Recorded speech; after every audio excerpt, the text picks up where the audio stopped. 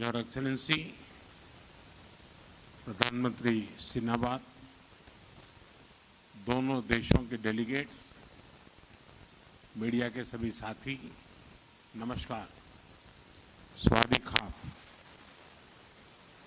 इस खूबसूरत स्वर्ण भूमि में मेरे और मेरे डेलीगेशन के गर्मजोशी भरे स्वागत और आतिथ्य के सत्कार के लिए मैं प्रधानमंत्री सिनाबाद का हार्दिक आभार व्यक्त करता हूं।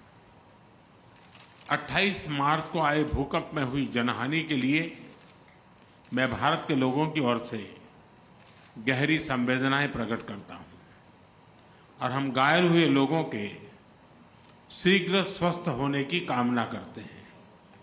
फ्रेंड्स, भारत और थाईलैंड के सदियों पुराने संबंध हमारे गहरे सांस्कृतिक और आध्यात्मिक सूत्रों से जुड़े हैं। बौद्ध धर्म के प्रसार ने हमारे जन जन को जोड़ा है।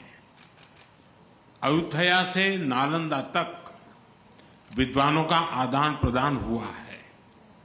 रामायण की कथा थाई लोक जीवन में रची बसी है और संस्कृत पाली के प्रभाव आज भी भाषाओं और परंपराओं में झलकते हैं।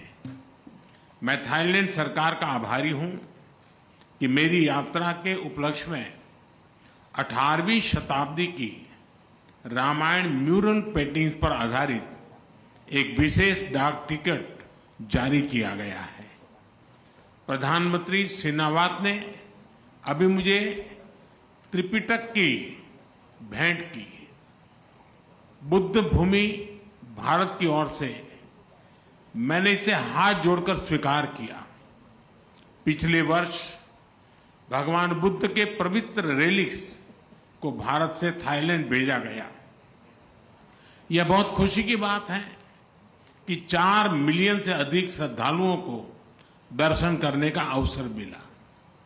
मुझे यह घोषणा करते हुए अत्यंत खुशी है कि 1960 में गुजरात के अरावली में मिले पवित्र रेलिक्स को भी थाईलैंड दर्शन के लिए भेजा जाएगा। इस वर्ष भारत में महाकुंभ में भी हमारा पुराना कनेक्शन दिखाई दिया। थाईलैंड समेत अन्य देशों से 600 से अधिक बौद्ध श्रद्धालु इस आध्यात्मिक और सांस्कृतिक सभा का हिस्सा बने। इस आयोजन ने वैश्विक शांति और सामंजस्य का संदेश दिया।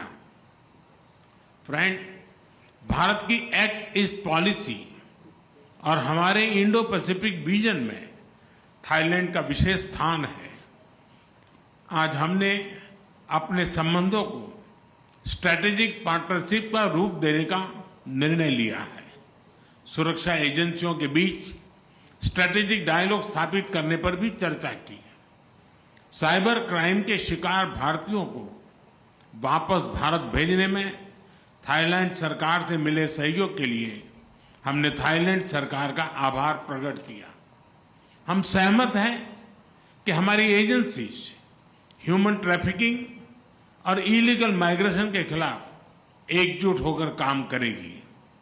हमने भारत के उत्तर पूर्वी राज्यों और थाईलैंड के बीच टूरिज्म, कल्चर, एजुकेशन ऐसे क्षेत्रों में सहयोग पर बल दिया है।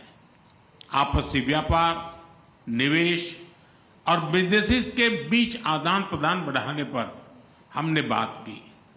एमएसएमई, हैंडलूम और हैंडीक्राफ्ट में भी सहयोग के लिए समझौते किए गए हैं। Renewable energy, digital technology, e vehicle, robotics, space, biotechnology और स्टार्टअप में सहयोग को बढ़ाने का हमने निर्णय लिया है। फिजिकल कनेक्टिविटी के साथ साथ दोनों देशों के बीच फिनटेक कनेक्टिविटी बढ़ाने पर भी काम किया जाएगा। पीपल टू पीपल एक्सचेंजेस को बढ़ावा देने के उद्देश्य से भारत ने थाई पर्यटकों के लिए फ्री ई वीजा सुविधा देनी शुरू कर दी है। फ्रेंड्स, आसियान भारत का कॉम्प्रिहेंसिव स्ट्रेटेजिक पार्टनर है। और इस क्षेत्र में मैरीटाइम पड़ोसी देशों के नाते क्षेत्रीय शांति, स्थिरता और समृद्धि में हमारे साझा हित है। भारत आसियान यूनिटी और आसियान सेंट्रलिटी का पूर्ण समर्थन करता है। इंडो पैसिफिक में free, open, inclusive and rule based order का हम दोनों समर्थन करते हैं। हम विस्तारवाद नहीं, विकासवाद की नीति में विश्वास रखते हैं। इंडो पैसिफिक ओशंस इनिशिएटिव के मैरीटाइम इकोलॉजी पिलर को लीड करने के लिए थाईलैंड के निर्णय का हम स्वागत करते हैं।